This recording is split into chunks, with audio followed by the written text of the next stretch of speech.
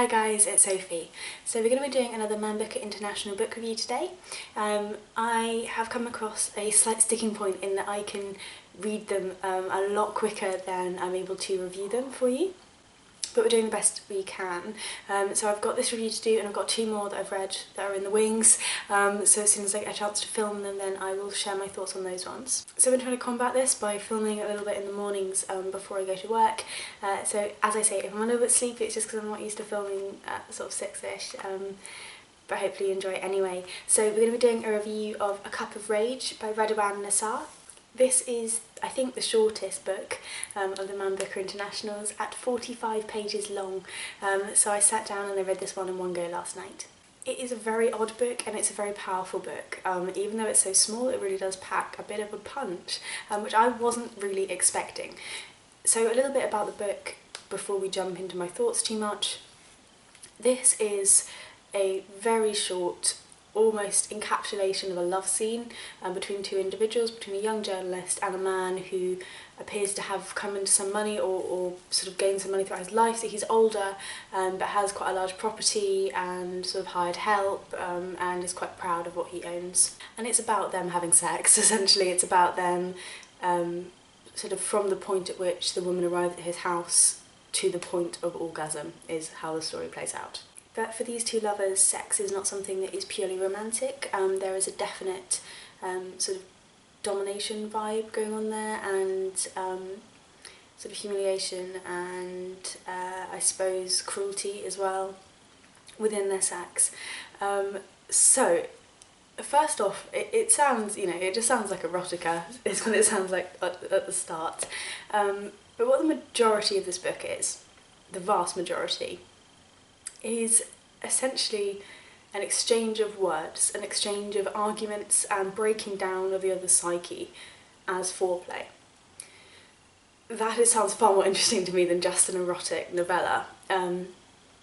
So essentially these 2 lovers are finding sexual satisfaction in the intellectual defeat of their partner.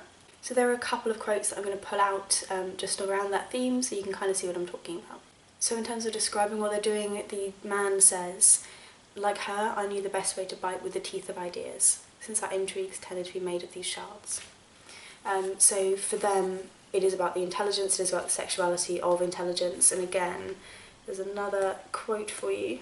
"I would mention her intelligence, which I always praised as the best thing about her in bed, an agile and active intelligence, if only when I pricked her on, exceptionally open to all excursions." So it's far more about the mental side of things, and in terms of the kind of arguments they're having, we'll get you one of those as well. Now, just before I read this part out, it's quite important to note there are very, very few full stops in the entire text. There are occasional breaks when we switch between characters, but it isn't clear, so I will pause to indicate a break in speech for you.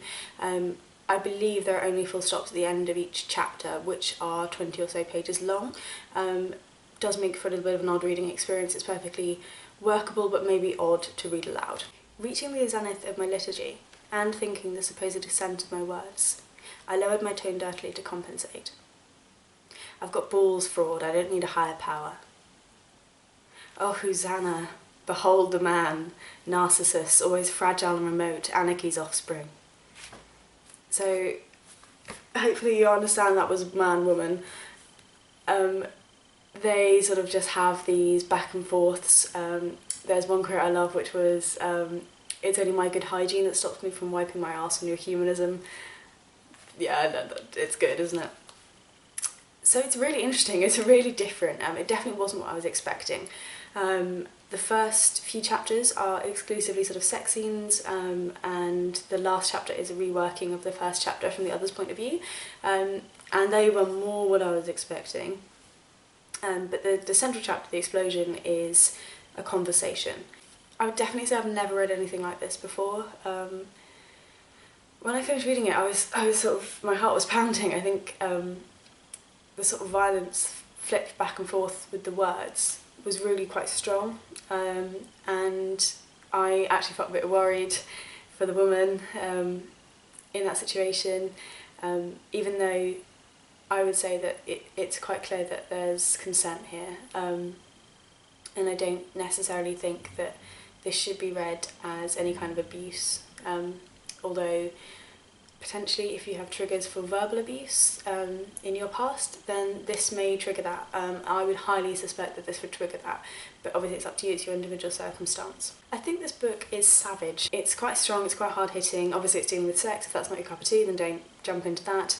It's dealing with violence within sex, so if that is something that worries you, something that triggers you, something that you don't like to read about, then again, please steer clear of this one, I would say. For those of you who are reasonably comfortable with the sort of topics discussed, I think it's a nice exercise in reading something different, both in terms of the style and the content.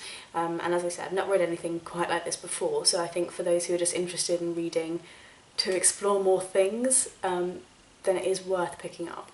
Just quickly before I wrap up, in terms of criticisms, the run-on sentences for that length of time I find really hard to read, and you'd probably noticed when I was reading you quotes, it's really hard to know when to stop because everything is and I, or and she, and it's very difficult to understand quite where you are breaking up and quite where you're digesting that message, and I struggle with that. I've never really liked huge run-on sentences like these are. It does make it pacey, obviously, and as I said, I sat down and read it in one go, but part of me feels as though if I hadn't done that, I would have had no idea of how to stop with it, and I would have completely lost my place.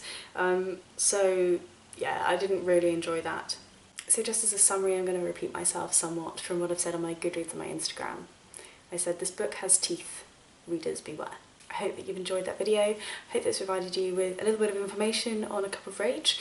As always, let me know if this has intrigued you or put you off in the comments down below, and I will see you very soon for my next 2 Man Booker reviews whenever on earth I get the time to do those. Thank you for watching.